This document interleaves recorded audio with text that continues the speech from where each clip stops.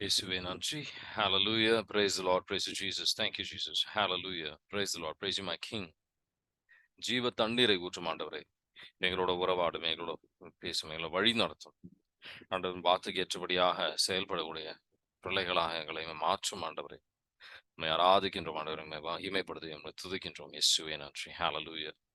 Cleanses ரத்தத்தால் எங்களை கழுவி தூய்மையாக்கி விடுதலை தரும் ஆண்டவரே. எல்லா கட்டுகளும் உடைக்கப்படட்டும். Bind and cast every unclean spirit, Father, in the mighty name of Jesus, I pray. Amen. இயேசுவே நன்றி. ஹalleluya. praise the Lord. இன்னைக்கு வந்து 1 சாமுவேல் 2வது அதிகாரத்துல இருக்கிறோம். ஆனா 2வது அதிகாரத்தை வந்து முழுமையா புரிஞ்சுக்கிறதுக்கு முதல்ல வந்து சாமுவேலோட ஒரு முக்கியத்துவம், அவர் வாழ்க்கையில அவரை பத்தி நம்ம இன்னும் கொஞ்சம் தியானிப்போம். சாமுவேலை பத்தி என்னன்னா, சாமுவேல் வந்து 2வது மோசே அப்படின்ற அழைக்கப்படுகின்ற ஒரு மனிதராக இருக்கின்றார். 2வது மோசே. he is like மோசேயை போல் அவர் இருந்தார் அப்படின்னு வந்து அழைக்கப்படுகின்றார். எதனால அப்படின்னு சொல்லி நம்ம ஆழமா சிந்திப்போம், ஆழமாக தியானிப்போம். முதல் விஷயம், அவரோட பிறப்பு எப்படி இருந்ததுன்னு பார்த்தீங்கன்னா, மோசையோட பிறப்பை இப்போ ஒப்பிட்டு நம்ம பார்க்க முடியும். புது மோசையாக அவர் அந்த காலகட்டத்தில் பார்க்கப்பட்டார். ஏன்னா சிறு பிள்ளையாக இருக்கும்போதே மோசே வந்து அவர் அம்மாவோட ஒரு பிரிவினை அனுபவிக்கின்றார். அதே மாதிரி சாமுவேல் அனுபவிச்சார். மற்றவங்க தான் அவரை வந்து வளர்க்கின்றாங்க. அதே மாதிரி தான் சாமுவேலும் வந்து மோசே மாதிரி அவரும் வேற நபராக ஏலி தான் வளர்க்கின்றார். அதே மாதிரி நீங்க பார்த்தீங்கன்னா, அவங்க 2 பேருமே வந்து கடவுள் அழைக்கின்ற முறை அப்படின்னு பார்த்தீங்கன்னா, நேரடியாக ஒரு அழைத்துதல். இதே வந்து 2 பேருமே வந்து அத பதில் சொல்றது. ஆண்டவரே நான் இங்க இருக்கேன், அடியான் இங்க இருக்கின்றேன்ற மாரி பதில் சொல்றாங்க. 2 பேருமே வந்து கடவுள வந்து பணிவிடை செய்தது எப்படி அப்படின்னு சொன்னா, 3 விதமாக அவங்க பணிவிடை செய்தாங்க. எப்படி வந்து ஒரு குருத்துவராக இருந்தாங்க. அவங்க வந்து ஒரு தீர்க்கதரிசியாக இருந்தாங்க. அவங்க நீதி அரசர்களாகவும் இருந்தாங்க. அவங்க 2 பேரும் வந்து இஸ்ரேலுக்காக அற்புதமான அவங்க வந்து அற்புதமான பரிந்துரை செய்தார்கள். 2 பேருக்குமே 2 பிள்ளைகள் இருந்தாங்க. அவங்க புத்தகம் 2 சட்டத்தை எழுதினாங்க. 2 பேருமே. 2 பேருமே வந்து ஆண்டவரோட சட்டத்தை இந்த நீதி அரசர்களுக்காக அவங்க எழுதினாங்க.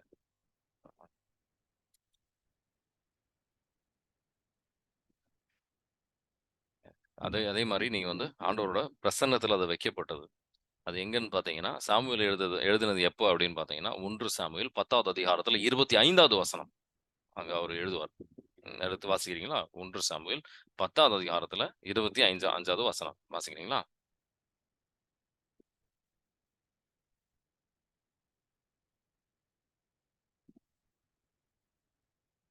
சாமுவேல் அரசின் சட்ட திட்டங்களை மக்களுக்கு எடுத்துரைத்து, அதை ஒரு ஏட்டில் எழுதி ஆண்டவர் திருமுன் வைத்தார். பிறகு மக்கள் அனைவரையும் அவரவர் இல்லங்களுக்கு அனுப்பி வைத்தார். ஆமென். ஆமென். அது மட்டும் இல்லாம அடுத்தது நீங்க கவனிச்சீங்க அப்படின்னா, 2வது இன்னொரு விஷயம் என்ன அப்படின்னா, 2 பேருமே வந்து மற்றவங்களை அபிஷேகம் செய்தார்கள். மற்றவர்களை அபிஷேகம் செய்தார். மோசேயும் சரி, சாமுவேலும் மற்றவர்களை அபிஷேகம் செய்தார்கள். யார் அபிஷேகம் மோசே வந்து ஜோஷுவாவை அபிஷேகம் செய்கின்றார். ஆரோன க்காக அபிஷேகம் செய்கின்றார். இவரு வந்து சாமுவேல் வந்து சவுலையும் இவரையும் வந்து தாவீதையும் அபிஷேகம் செய்கின்றார். அவரோட ஒரு பதவிக்கு. அது மட்டும் இல்ல. அவங்களோட ஒரு ஃபேர்வெல் ஸ்பீச் அவங்க சொல்றாங்க. இந்த மாரி நான் வந்து அப்படின்னு சொல்லி என்னது 12வது அதிகாரத்துல 1லிருந்து 25 வரைக்கும் வாசிச்சீங்கன்னா, அவங்களோட என்ன சொல்றாங்கன்னு பார்த்தீங்கன்னா, 2 பேரும் என்ன கீழ்ப்படிதல், கீழ்ப்படியாமை. இந்த உடன்படிக்கை, ஆண்டவரோட உடன்படிக்கை கீழ்ப்படிதல், கீழ்ப்படியாமையோட விளைவுகளையும், அது ஆசீர்வாதத்தையும் வந்து ஆண்டவர் அவங்க வழியாக வெளிப்படுத்துகின்றார். இது மாரி நம்ம வாசிக்கும்போது நமக்கு நினைவுக்கு வர வேண்டிய ஒரு விஷயம் என்ன அப்படின்னு சொன்னீங்கன்னா, இணைச்சட்ட நூல்ல 18வது அதிகாரத்துல 15வது வசனத்திலிருந்து 18வது வசனம் வரைக்கும் மோசே கொடுத்த ஒரு ஒரு அ ஆண்டவரோட வழிநடத்துதல். என்னன்னா, "என்னை போல் ஒரு தீர்க்கதரிசி வருவார்" அப்படின்ட்டு. முதல்ல வந்து முதல் முறையாக நம்ம சாமுவேல்ல வந்து அத அது மேலோட்டமாக நம்ம அத பார்க்கிறோம். ஆனா அது முழுமை அடைவது அங்க இல்ல. சாமுவேல்ல கிடையாது. முழுமையாக நம்ம பார்க்குவது அப்படின்றது இயேசு கிறிஸ்துவில தான் நம்ம பார்க்கிறோம். ஆம், ம், இணைச்சற்று நூல் 18வது அதிகாரத்துல 15லிருந்து 18 வாசிக்கிறீங்களா? 15லிருந்து 18.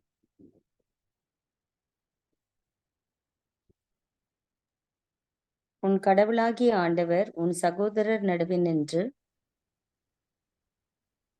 என்னைப் போல் ஒரு இறைவாக்கினரை ஏற்படுத்துவார். நீ அவருக்கு செவிகொடு.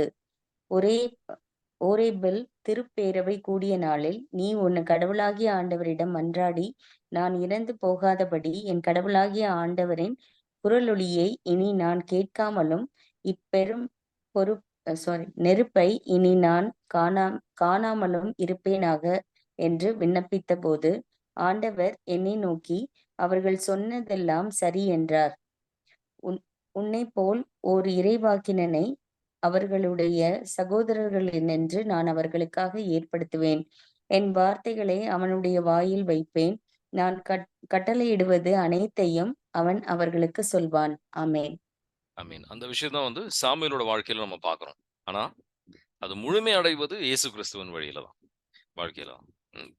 அ திருத்தூதர் பணிகள்ல 3வது அதிகாரம் 18லிருந்து 24 வரைக்கும் வாசிச்சீங்கன்னா, நீங்க அத பார்க்கலாம். மெயினா திருத்தூதர் பணிகள் 3வது அதிகாரத்துல 22லிருந்து 24 வரைக்கும் வாசிச்சா கூட போதும். வாசிக்கிறீங்களா?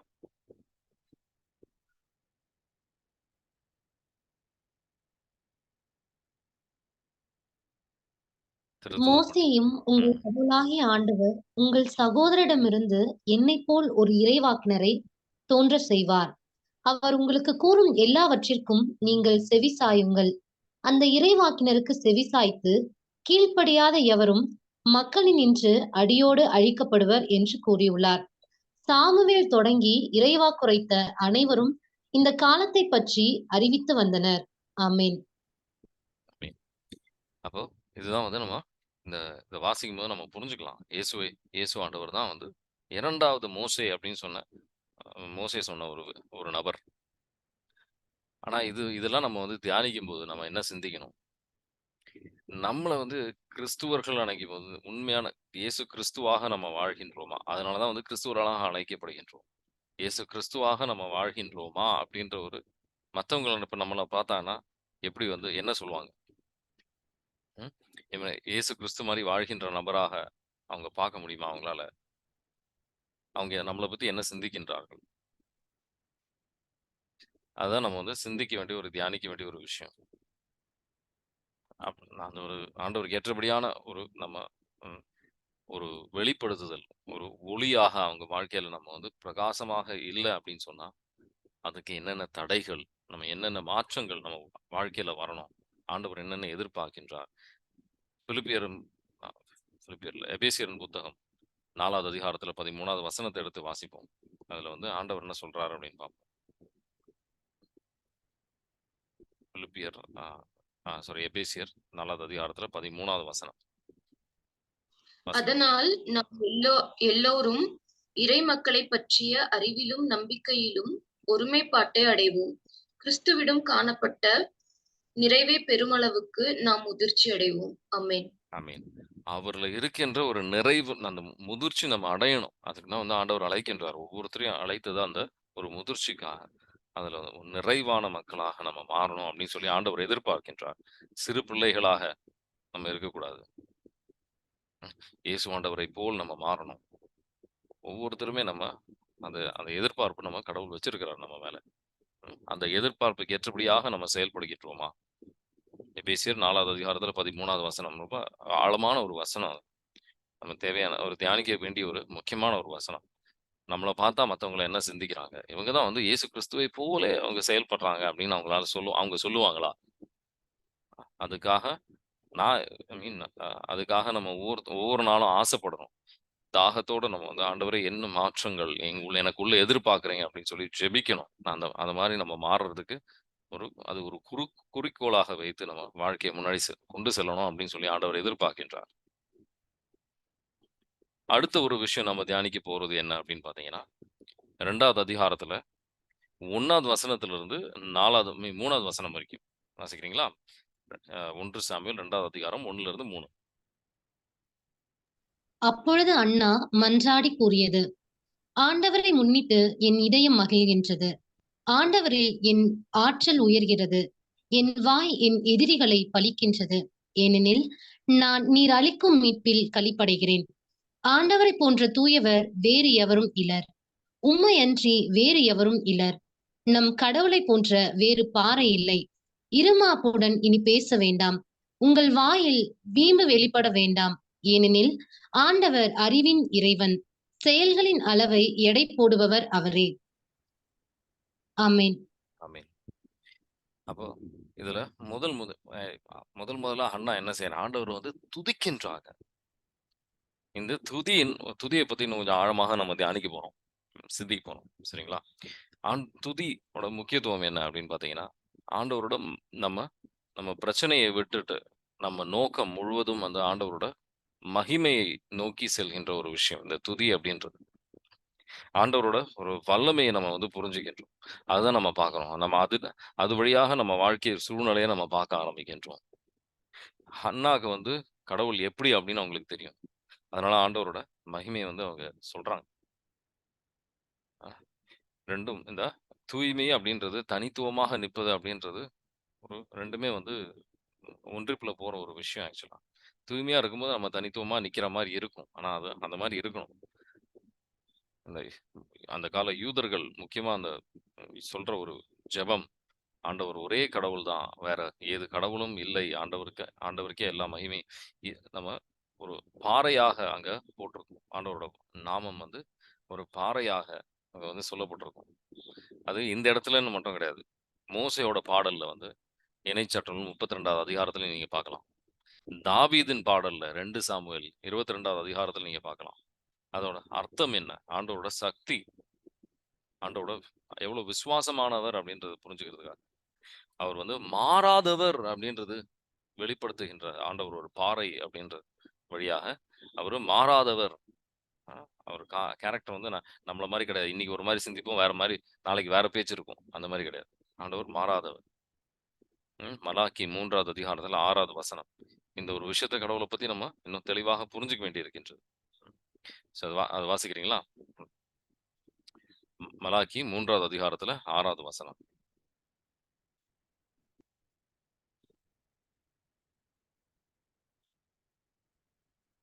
மலாக்கியின் புத்தகத்துல 3வது அதிகாரத்துல 6வது வசனம். யாக்கோபின் பிள்ளைகளே, ஆண்டவராகிய நான் மாறாதவர். அதனால்தான் நீங்கள் இன்னும் அழியாது இருக்கிறீர்கள். ஆமென். ஆமீன். அவர் மாறாதவர். அதனால தான் நம்ம அழியாம இருக்கின்றோம். எந்த அளவுக்கு வந்து ஆண்டவர் நம்மள நேசிக்கின்றார் அப்படின்றது அவர் மாறாத இருக்கிறதுல நம்ம புரிஞ்சுக்கலாம். அதனால தான் இயேசு ஆண்டவர் ஃபர்ஸ்ட் ஜெபத்துல வந்து நம்ம பரலோகத்தில் இருக்கும் எங்கள் பிதாவே உம்முடைய நாமம் அர்ச்சிக்கப்படுவதாக. துதி அப்படின்றது அந்த அளவுக்கு ஒரு முக்கியமான ஒரு விஷயம். அதனால துதியில நம்ம வந்து ஆண்டவர்கிட்ட நம்ம முழுமையாக அர்ப்பணிக்கின்றோம். நமக்குள்ள ஒரு மாற்றம் வருகின்றது. நம்ம நித்தியம் நித்தியமான ஒரு தெய்வத்தை நம்ம ஆராதிக்கின்றோம். அதனால நம்ம நம்ம சிந்தனை வந்து இந்த உலக சார்ந்த சிந்தனையை மட்டும் இல்லாமல் நம்ம ஒரு என்ன சொல்ற ஒரு நித்தியத்திற்கு ஒரு நம்ம சிந்தனைகள் மாறுகின்றது. புரியுதுங்களா? நம்ம அது மட்டும் இல்ல.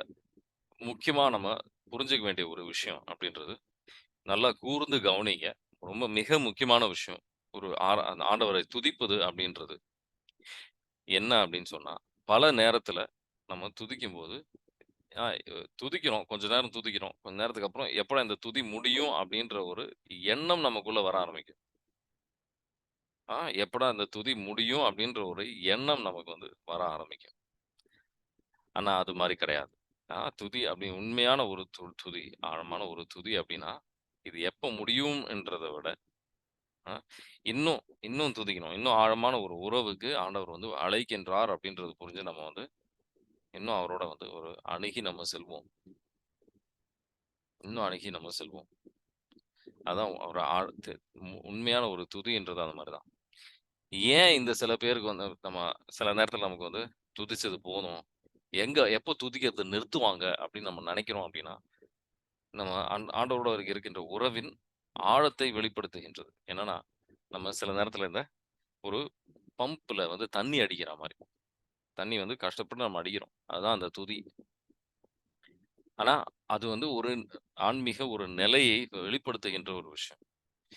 நமக்கு உண்மையான நம்ம ஆண்டவர் மேல அன்பு இருக்கு. நமக்கு இத துதிக்கெல்லாம் நம்ம வந்து இன்னும் துதிக்கணும். இன்னும் அந்த துதியிலருந்து நம்ம நிறுத்தவே கூடாது அப்படின்ற மாரி ஒரு தோணல் இருக்கும் பாருங்க உள்ளத்துல. துதிக்கும்போது சொல்றேன். அந்த துதியின் நேரத்தில் நமக்கு அது நிறுத்தவே தோணக்கூடாது. அந்த அந்த மாரி ஒரு ஒரு துதி இருக்கு நம்ம வாழ்க்கையில. நம்ம துதிக்கும்போது அந்த மாரி ஒரு அனுபவம் நமக்குள்ள இருக்கு அப்படின்னா, அதோட வெளிப்படுத்துதல் என்ன அர்த்தம் அப்படின்னு சொன்னா, நம்ம வந்து ஆண்டவரோட ஒரு இந்த ட்ரிப் இரிகேஷன்னு சொல்லுவாங்க. தண்ணி வந்து ஒரு ஒரு செடிக்கும் வந்து ஊத்தப்பட்டிருக்கின்றது.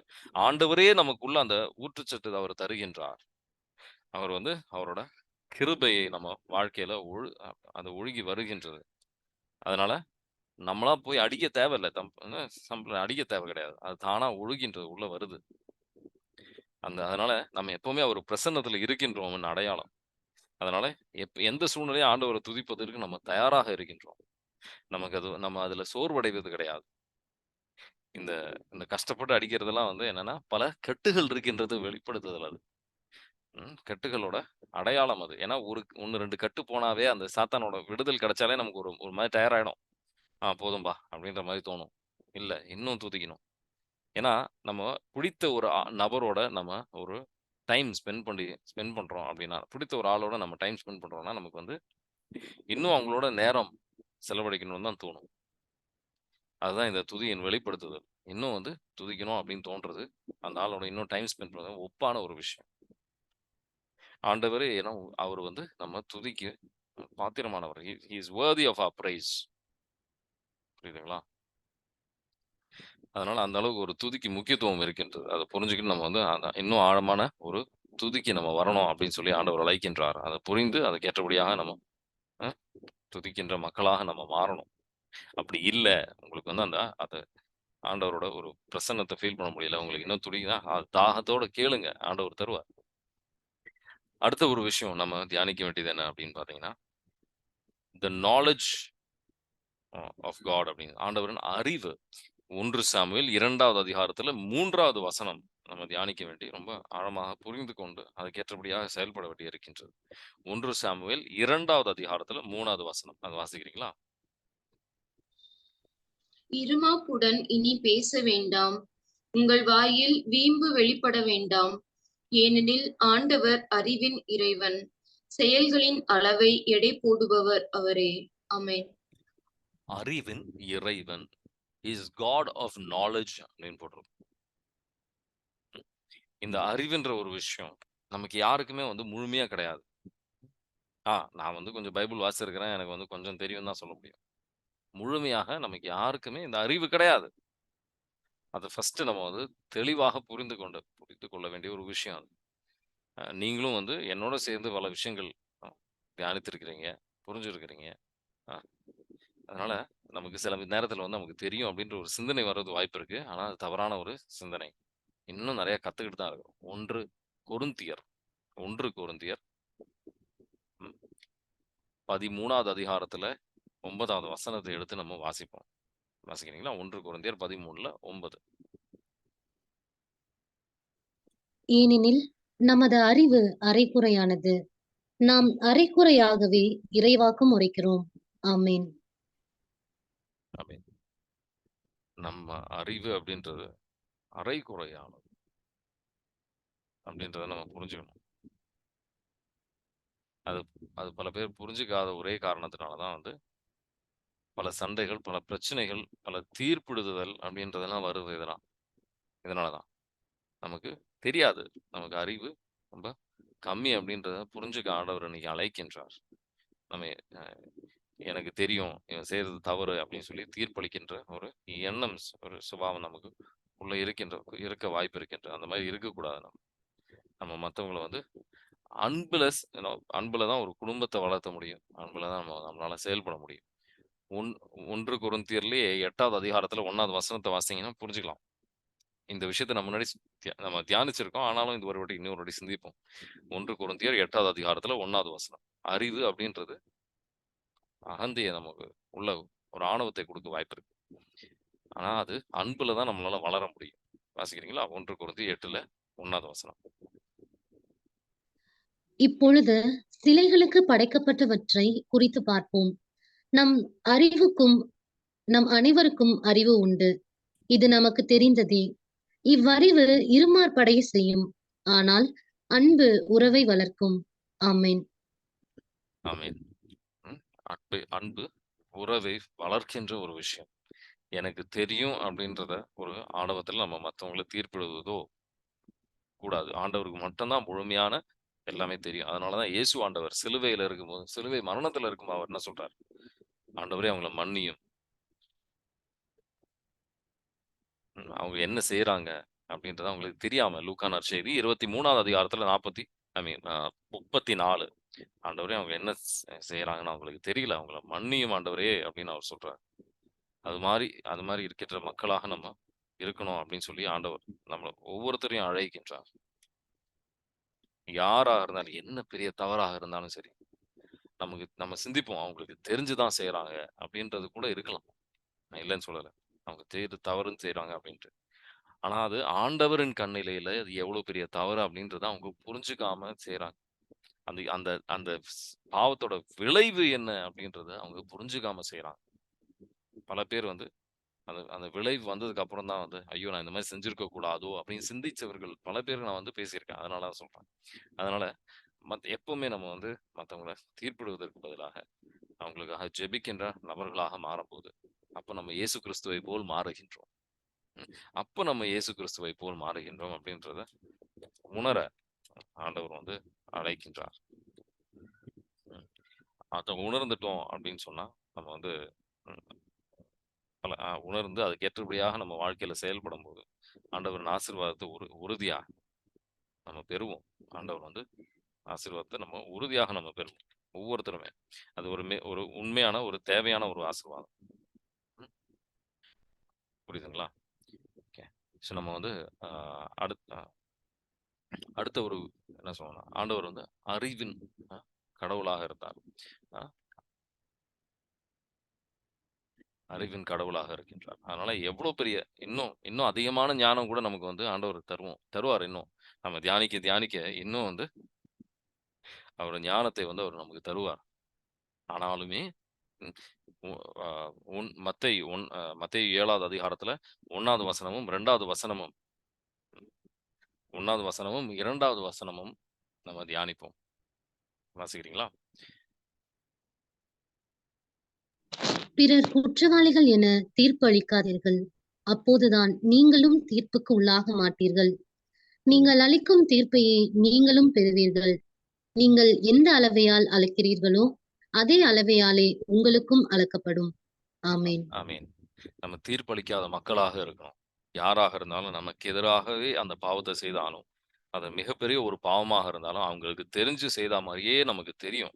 தெரிஞ்சே செஞ்சிருப்பாங்க. ஆனா, அந்த பாவத்தின் முழு விளைவுகளை அவங்க தெரிஞ்சுக்காம இருக்கிறாங்க. பல பேருக்கு வந்து ஆண்டவரே பல பேருக்கு சரியா தெரியாது. அது நம்ம எதிராக பாவம் செய்யும்போது, ஆண்டவரே அவங்க என்ன செய்றாங்க? தவறு அவங்க தெரியாம செய்துடுறாங்க அப்படின்னு சொல்லி, அவங்கள மன்னிக்கின்ற ஒரு மனப்பான்மை நமக்கு இருந்தால், நம்ம அவங்க வெகு தூரம் அவங்களால வளர முடியும். அது மட்டும் கிடையாது.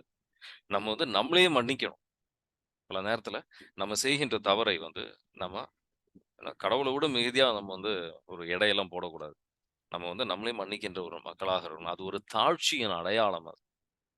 தாழ்ச்சி இல்லாத நபர் தான் வந்து அவங்க வந்து அவங்களே மன்னிப்பதற்கு வந்து ரொம்ப தயக்கப்படுவாங்க. நான் இந்த மாரி செஞ்சிருக்க கூடாது அப்படின்னு சொல்லி மிகப்பெரிய ஒரு அ அது அ ரொம்ப வந்து அவங்களே வந்து கண்டிப்பாக அவங்க செயல்படுறதுனால, அது எப்படி நான் இந்த மாரி செஞ்சேன்? அ நம்ம மனிதர்கள் ஒரு ஒரு வீக்னஸ் இருக்கின்ற நபர்கள் அப்படின்றத நம்ம புரிஞ்சுக்கணும். ஏற்றுக்கொள்ளணும். ஒரு நம்மளோட வீக்னஸை நம்ம ஏற்றுக்கொள்வது அப்படின்றது ஒரு தாழ்ச்சியின் ஒரு அடையாளம். ஆமா, நான் ஒரு எல்லா மனிதர்களைப் போல் ம் ஒரு யாருமே முழுமையானவர்கள் கிடையாது அப்படின்ற ஒரு தெளிவான ஒரு மனிதர்களாக இருக்கும்போது, அப்போ வந்து ஆண்டவரோட ஒரு கருணை வழியாக நம்ம அவரோட மன்னிப்பை பெற்று, அவரோட பிள்ளைகளாக நம்ம மாறுவோம். ம்.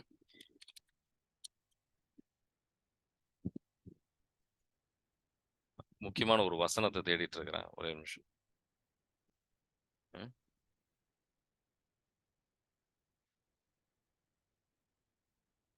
ஆ. ஸோ லூக்கா நற்செய்தி 7வது அதிகாரத்துல 47வது வசனம். நம்ம எந்த பாவம் செய்தாலும் நம்ம குற்ற உணர்வுல அதுல உக்காரதுக்கு பதிலாக, இப்போ அந்த பாவியான பெண்மணி செய்யற விஷயம் லூக்கா நற்செய்தி 7வது அதிகாரத்துல 47 அதை நம்ம கடைபிடிக்கணும். அன்புனாலேயே நம்ம வீட்டு மட்டும் கிடையாது, ஆண்டவரோட இருக்கின்ற உறவை நம்மளால வளர்க்க முடியும். லூக்கா நற்செய்தி 7வது அதிகாரத்துல 47. அவரோட பாவம் மிகுதியாக இருந்தாலும் அவளை அன்பு செய்வதனால அவன் மன்னிக்கப்படுகின்றான். நம்ம அன்பு செய்கின்ற, நம்ம பாவம் செய்ய செய்ய நம்ம வந்து அன்பு செய்கின்ற ஒரு கிருபை நம்ம உள்ளத்தில் வந்து அதிகம் மிகுதியாக இருக்கும். நம்மளால அன்பு செய்ய முடியும். அதுல பாவம் செய்த ஒரு உள்ளம் நொறுக்கப்படுகின்றது. அந்த நொறுங்கின உள்ளத்துல நம்மளால இன்னும் வந்து ஆண்டவரோட அணுகி வர முடியும். ஆண்டவர் வந்து நம்மளை அரவணைப்பார். லூக்கா நற்செய்தி 7வது அதிகாரத்துல 47 வாசிக்கிறீங்களா?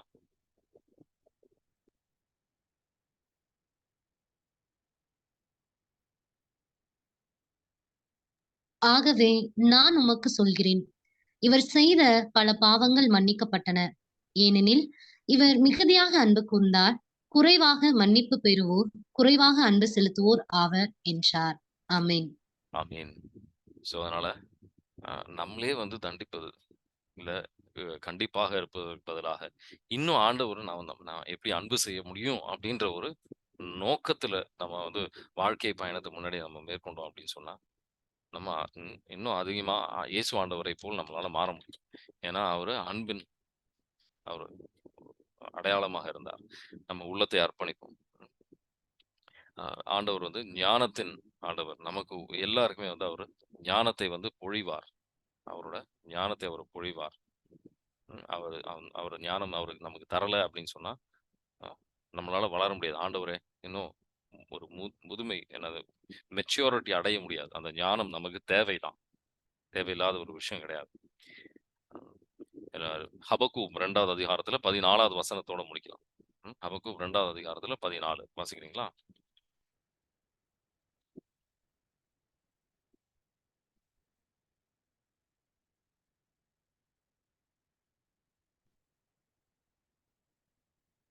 அண்ணா திருப்பி சொல்லுங்க. ஹபக்கூப் 2:14.